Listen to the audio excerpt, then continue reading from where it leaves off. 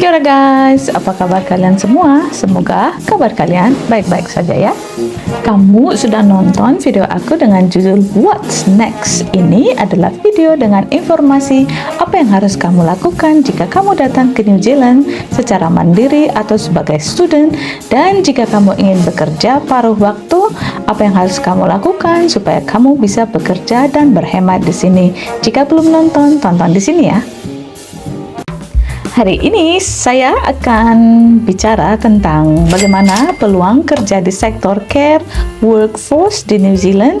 Dengan bekerja di sektor ini, kamu berpeluang untuk mendapatkan residensi loh. Di video ini, saya akan bicara tentang apa itu care workforce, lalu daftar pekerjaan yang masuk kategori itu apa saja, lalu saya ingin teman-teman mengerti tentang ANZSCO Code, dan saya akan membicarakan satu bidang pekerjaan di dalam care workforce itu, yakni age and disabled care industry, lalu benefit kerja di sektor ini, alasan mengapa kamu memilih pekerjaan ini, skop pekerjaannya seperti apa, kualifikasi dan skill yang dibutuhkan, dan bagaimana cara masuk bekerja di sektor ini, beserta saran-saran dari Miss Ita. Jadi tonton terus, jangan di skip supaya kamu mengerti betul-betul apa yang akan saya sampaikan. Sebelum kita lanjutkan, saya mau mengajak teman-teman untuk like, subscribe, share, dan komen video aku supaya aku lebih semangat membuat video kepada kalian. Satu lagi, kita baca dulu sama-sama disclaimer berikut ini.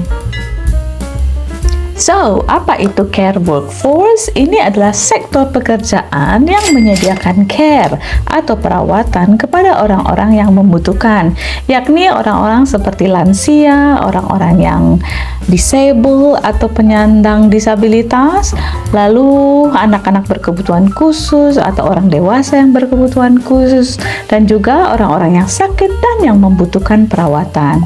Berikut adalah daftar pekerjaan yang termasuk di dalam care workforce.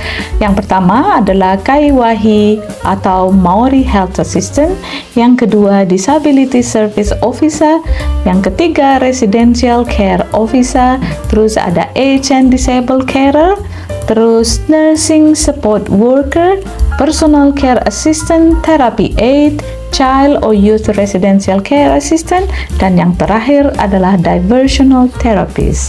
Tapi di video kali ini saya hanya akan membahas tentang Age and Disabled Carer. Kalau teman perhatikan di daftar pekerjaan yang tadi aku tunjuk, itu ada beberapa nomor. Nomor itu adalah ANZSCO Code. ANZSCO itu stand for Australian and New Zealand Standard Classification of Occupations. Ini adalah pengklasifikasian tingkat pekerjaan dan spesialisasi yang biasanya diperlukan untuk melakukan tugas-tugas pekerjaan khusus. Nah, tugas-tugas ini diurutkan dan diklasifikasikan berdasarkan kode atau nomor yang tadi. Kode ini berguna jika kamu nanti mengakses kualifikasi kamu di sini dan juga untuk pengajuan visa. Mari kita bicarakan tentang age or disabled carer.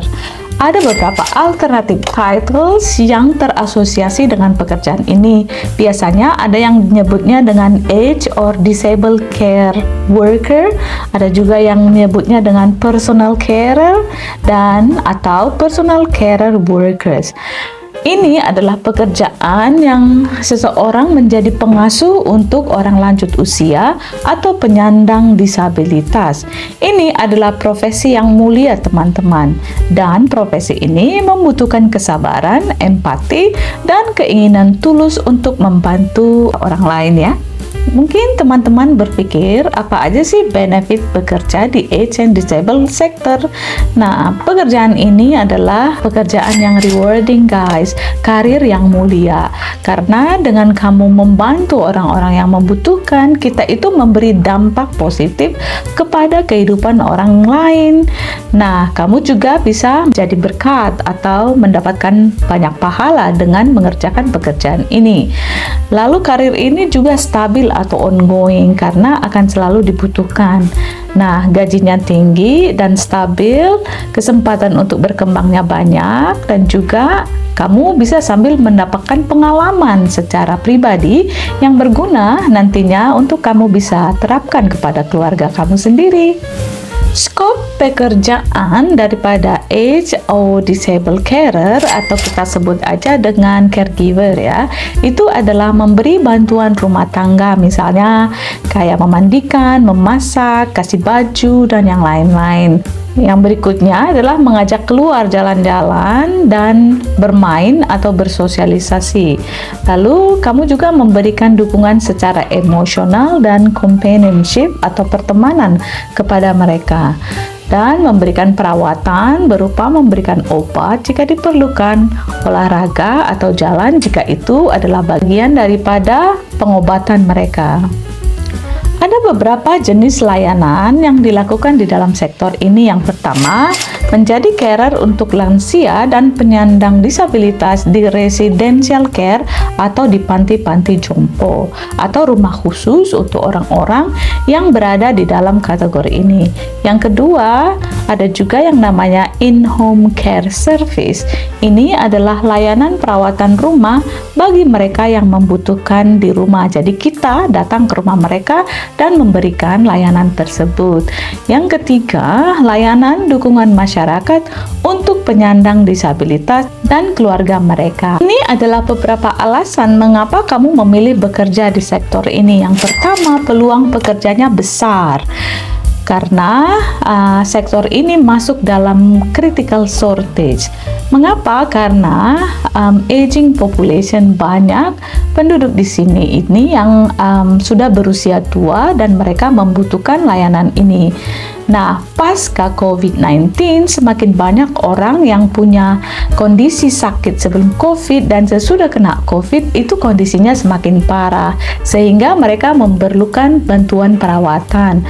Yang ketiga adalah banyak yang tinggal di rest home. Jadi kalau culture-nya di New Zealand itu guys, orang tua itu tinggal sendiri di rest home, di kayak di rumah pensiun kayak gitu. Nah, kalau kita kan biasanya orang tua kita kan kita yang jaga, tinggal sama kita gitu. Nah, kalau mereka itu orang tua itu nggak tinggal sama anak-anaknya, tapi mereka tinggal di rest home atau residential home gitu namanya ya. Dan yang terakhir, alasan mengapa peluangnya besar karena tidak banyak orang Kiwi yang mau melakukan pekerjaan ini. Alasan yang kedua mengapa kamu harus mempertimbangkan sektor ini adalah karena dengan bekerja di sektor ini kamu bisa memiliki peluang untuk mendapatkan residensi. Yeay! Kabar baik banget nggak ini guys? Nah, karena critical shortage yang dialami oleh carer, sehingga pemerintahan New Zealand pada tanggal 28 Oktober tahun lalu 2022 mengumumkan sektor ini untuk masuk dalam kategori Work to Residency Pathway. Artinya kalau kamu bekerja di sektor ini selama waktu yang ditentukan, kamu bisa memiliki kesempatan untuk residensi. Wow, this is a very good news. Terus kriterianya berapa lama harus bekerja di sektor ini supaya bisa apply untuk residence? Nah, ada beberapa kriteria yang umum seperti kamu harus kerja full time selama 2 tahun di salah satu perusahaan yang terakreditasi, dan yang ketiga menggunakan accredited employer work visa. Dan informasi detail lainnya tentang gajinya harus berapa dan hal-hal yang lain kamu silakan pelajari lebih lanjut di imigrasi New Zealand website ya. Berikut adalah syarat-syarat umum jika kamu ingin masuk ke dalam sektor ini. Yang pertama, memiliki kualifikasi yang diakui, yakni New Zealand Diploma atau Certificate in Health and Well-being, minimal level 4. Bisa lebih rendah kalau kamu sudah ada di New Zealand dan memiliki residensi visa. Tetapi jika kamu onshore, permintaannya harus minimum level 4. Yang kedua, memiliki work visa yang valid. Lalu mempunyai good communication skill, pintar berbicara gitu ya, menyampaikan dan mendengar keluhan daripada pasien dan orang-orang yang lain. Juga memiliki good interpersonal skill. Pertanyaannya, bagaimana cara masuk ke sektor ini, ya kan? Kalau kamu onshore, punya visa kerja yang valid, kamu bisa cari kerja lewat online job search website seperti Seek, Trade Me Jobs, and My Job Space. Atau kamu bisa juga langsung datang ke tempat mereka, you knock on their doors. Tapi kalau kamu misalnya offshore, yang lebih mudah itu adalah lewat studi. Nah, walaupun kamu boleh melawar lewat online, cuman peluangnya kecil gitu ya. Nah, kalau misalnya kamu punya pengalaman di jadi carer gitu di panti jompo dan punya kualifikasi, terus bahasa Inggris kamu bagus, kenapa tidak? Silakan aja lamar. Tapi biasanya kalau kita dari offshore, yang paling mudah itu adalah lewat studi. Nah, jika teman-teman mau masuk lewat studi, kamu boleh mengambil jurusan Health and Well-being untuk support worker, atau jurusan Community Health Care and Support, atau Disability and Age Support. Nah, nama-nama ini kadang di beberapa universitas atau Poltek itu beda-beda, tapi kalau pakai keywordnya salah satu dari ini, kamu nanti akan mendapatkan informasinya. Level studi yang kamu harus ambil itu yang lebih bagus itu level 7, supaya sesudah selesai kuliah kamu akan mendapatkan post study work visa. Kalau nggak salah itu diberikan 3 tahun. Ini adalah beberapa universitas atau Poltek yang menyediakan jurusan ini. Pada dasarnya ada di semua Poltek dan universitas di New Zealand. Cuman kalau kamu mau di Christchurch, aku sarankan kamu boleh mengambil di ARA Institute Christchurch. Aku juga ada menemukan informasi tentang NZSE College. Ini sepertinya ada di kampusnya, ada di North Island, di Hamilton, atau di Auckland.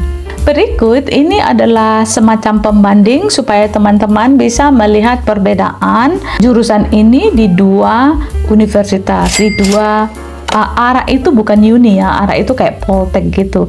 Nah, NZSE juga kayaknya sih seperti Poltek tapi milik private. Nah, kalau di ARA biayanya itu 1 tahun 25.000 New Zealand dollar per tahun, dan kalau di NZSE dia 18.500. Jadi NZSE itu lebih murah. Aku nggak tahu kenapa, tapi sama-sama durasinya 1 tahun dan kreditnya ada 120 poin gitu ya. Nah, kalau yang di ARA levelnya itu level 4. Cuman kalau yang di NZSE mungkin mereka ada yang level 7. Nah, jadi teman-teman harus riset sendiri, hubungi universitas itu, email aja mereka, atau cari agen pendidikan yang ada di Indonesia. Uni mana aja terserah, tapi ini hanya sebagai gambaran aja ya. Ini adalah beberapa saran dari Miss Ita. Yang pertama, jika memungkinkan, kuliahlah di universitas atau di Poltek gitu, supaya kredibilitasnya itu teman-teman tidak perlu ragukan lagi. Nah, selalu cek legalitas satu lembaga pendidikan, khususnya selain uni atau selain Poltek, di NZ Quality Framework website. Websitenya aku bikin di kolom deskripsi ya.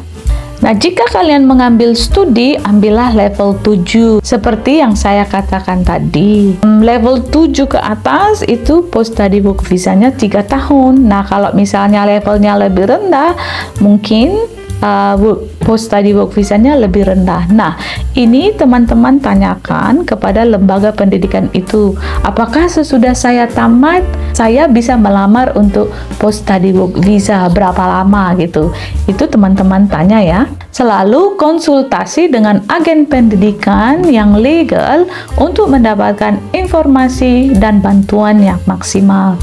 Jika kamu bukan orang yang sabar, bukan penyayang, tidak punya dedikasi untuk membantu vulnerable people atau orang-orang seperti mereka ini, saya sarankan kamu tidak mengambil sektor ini karena pekerjaan ini at times can be challenging. Ada waktu-waktu kita itu stres gitu kalau misalnya orangnya itu tidak kooperatif. Saya perlu ingatkan teman-teman kalau New Zealand itu punya hukum yang ketat untuk melindungi kelompok grup yang vulnerable seperti ini. Sebab itu, kamu harus pertimbangkan betul jika kamu sabar dan punya dedikasi untuk membantu mereka. Tonton video aku berikutnya untuk mendapatkan informasi yang berguna untuk pengembangan karir kamu ke luar negeri. You'll be right. Alright.